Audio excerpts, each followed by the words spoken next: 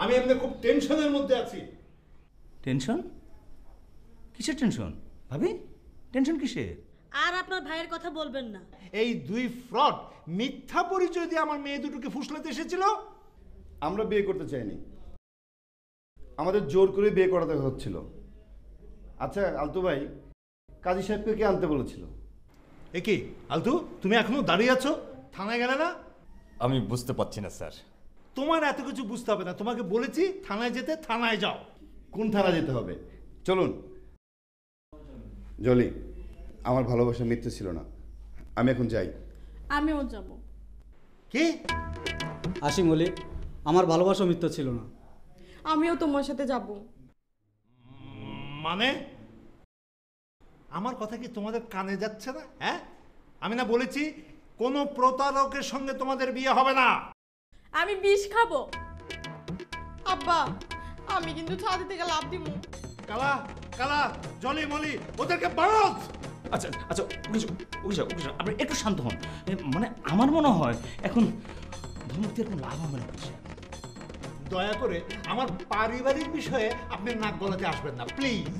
না মানে ওই আপনার পারিবারিক বিষয়ে আমি নাক গলাতে যাবো কেন? তবে নাক গলাচ্ছি এই কারণে যে এই তথাকথিত দুজন প্রতারককে আমি চিনি।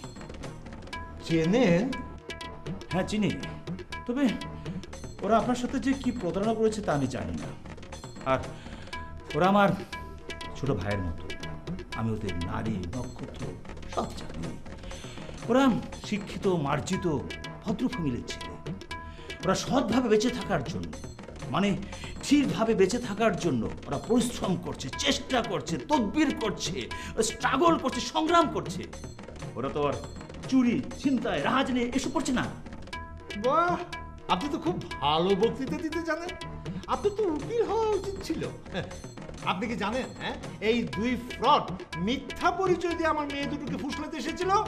হ্যাঁ, এখন হয়তো ওদের পরিচয়টা বড় নয়, তবে মিথ্যাও কিন্তু নয়।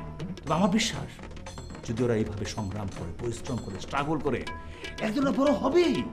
আরে যখন হবে তখন আসবে, এখন খোদা হাফেজ। হ্যাঁ, কি হলো আব্দু, তুই এখনো থানায় যাসনি? তাড়াতাড়ি থানায় যা। স্যার একবার আমাকে বলছেন কাজী অফিসে যেতে, আবার বলছেন থানায় যেতে। আমি পারবো না স্যার। কি? এই ফালতু, তুই যা থানায়। আমিও পারবো না স্যার। আপনি নাকি উকিল স্যার? হ্যাঁ। আপনাকে একটা প্রশ্ন করি, কর। আপনি উত্তর দেন। হ্যাঁ বল। আচ্ছা, আপনার এই সাবালিকা মেয়ে দুটি যদি থানায় গিয়ে বলে এই রনি জনি আমাদেরকে ফুসলিয়ে আনেনি, আমরা স্বইচ্ছায় ওদের সাথে গিয়েছি, তাহলে কি থানা মামলা নেবে স্যার? হ্যাঁ, তার মানে আমি ফাঁদে পড়লাম? হ্যাঁ, এই যে দেখছি উল্টো ভাত।